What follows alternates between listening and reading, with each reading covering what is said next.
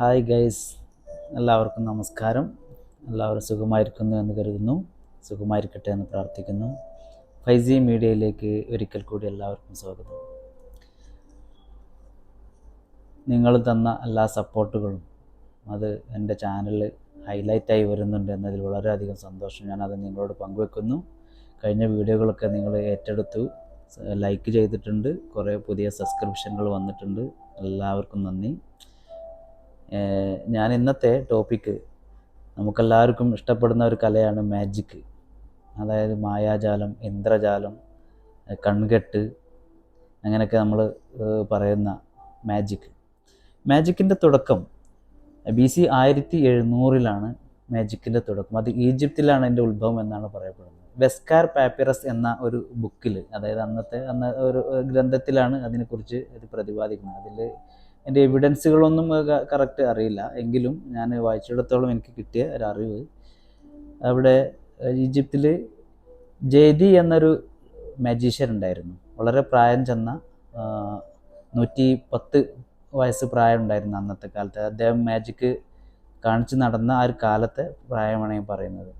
അദ്ദേഹം ഗ്രാമത്തിലും ടൗണുകളിലൊക്കെ, ഈജിപ്തിലെ ടൗണുകളിലൊക്കെ മാജിക്കുകൾ കാണിച്ച് ആളുകൾ രസിപ്പിച്ചും ഉല്ലസിപ്പിച്ചും ഒക്കെ അത്ഭുതപ്പെടുത്തിയ ഒരു മനുഷ്യനായിരുന്നു. ഇദ്ദേഹത്തിൻ്റെ ഈ മാജിക്കുകൾ അത് ആളുകളൊക്കെ ഇങ്ങനെ പറഞ്ഞ് വളരെ വൈറലായി അന്നത്തെ. അത് പിന്നെ ഫറോവ രാജാവിൻ്റെ കൊട്ടാരത്തിൽ ആ ന്യൂസ് എത്തി. രാജാവ് അദ്ദേഹത്തെ വിളിപ്പിച്ചു.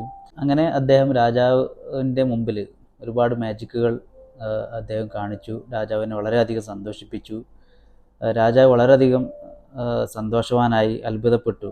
ഒരുപാട് സമ്മാനങ്ങൾ അദ്ദേഹത്തിന് കൊടുത്തു.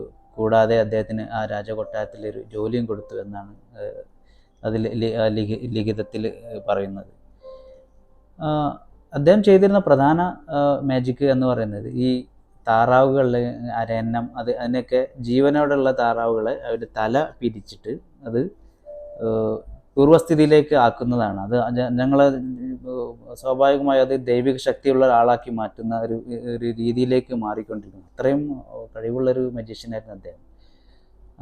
ഈ പാപ്പിറസ്, വെസ്കാർ പാപ്പിറസ് എന്ന് പറഞ്ഞ ആ ബുക്കിൻ്റെ പേരാണ്. പാപ്പിറസ് എന്ന ആ മീഡിയ പബ്ലിഷ് ചെയ്ത മെറ്റീരിയലിനെ നമ്മൾ പറയുന്നത്. ഇപ്പോൾ നമ്മൾ പേപ്പർ എന്ന് പറയുമ്പോൾ അന്ന് അത് കല്ലിലും തോലിലൊക്കെ എഴുതുന്ന പോലെ പാപ്പിറസ് എന്ന് പറഞ്ഞാൽ ഒരു മെറ്റീരിയലാണ്. അതുകൊണ്ടാണ് അതിനെ വെസ്കാർ പാപ്പിറസ് എന്ന് ആ ബുക്കിനെ തന്നെ പറയപ്പെടുന്നത്. പിന്നീട് അത് BC 1300 പുരാണങ്ങളിലും അല്ലെങ്കിൽ ഉപനിഷത്തുകളിലൊക്കെ പറയുന്നുണ്ടായിരുന്നു. ഈ മായാജാലത്തെക്കുറിച്ച് ഒരുപാട് കഥകളുണ്ട്.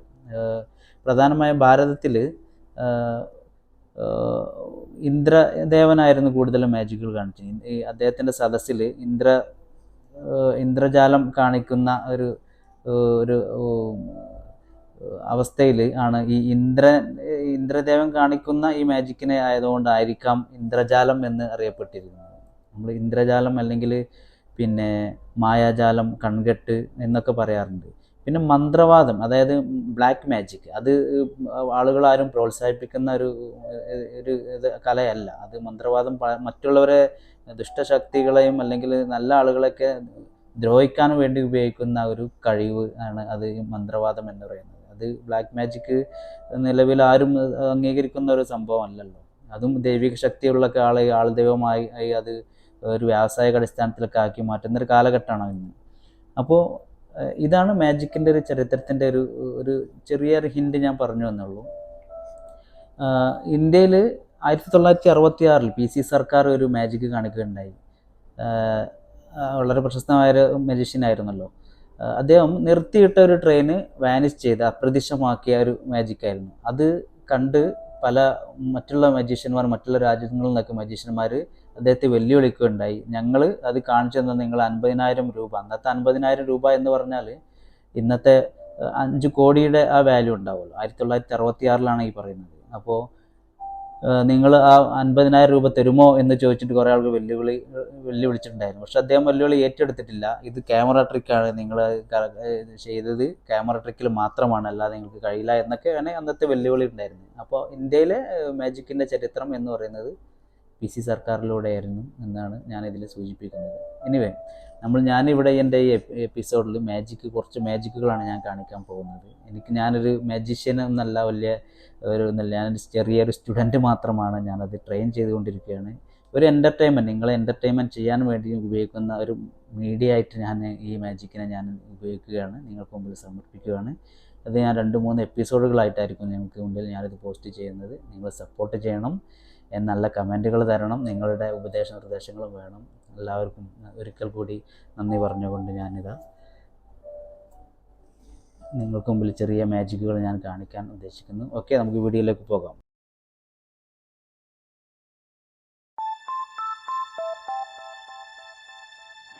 You're sick of my madness. Don't you tell me what I supposed to do. You're better off without me. Don't you tell me what I supposed to do. When I'm walking on the streets half naked, it's part of me, it's part of me. When I'm making my brain makeup, it's part of me, it's part of me. When you're crushing all my dreams and you're making me so full, get out of my life. I know what I'm supposed to do. When you're crushing all my dreams and you're making me so full, I know what I'm supposed to do.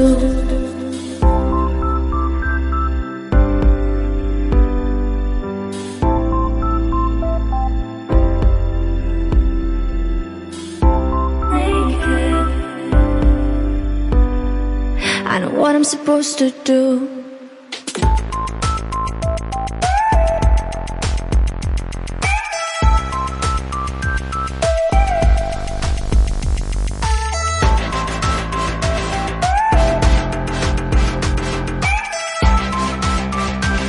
I'm supposed to do.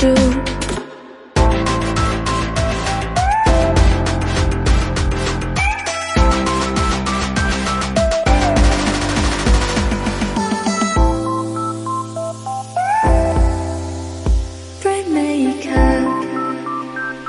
I know what I'm supposed to do.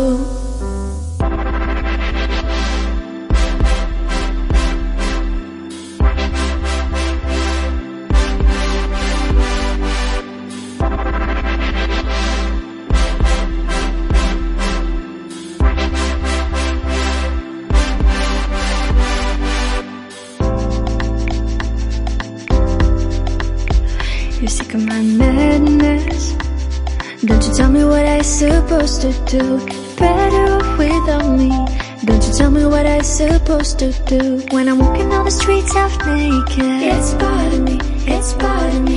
When I'm making my brain makeup, it's part of me, it's part of me. When you're crushing all my dreams and you're making me so full, get out of my life. I know what I'm supposed to do. When you're crushing all my dreams and you're making me so full, I know what I'm supposed to do.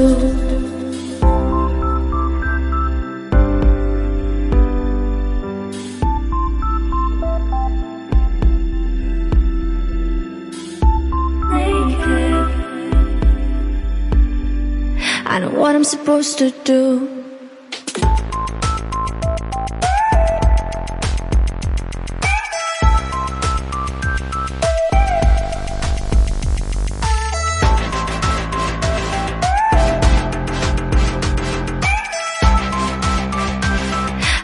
I'm supposed to do.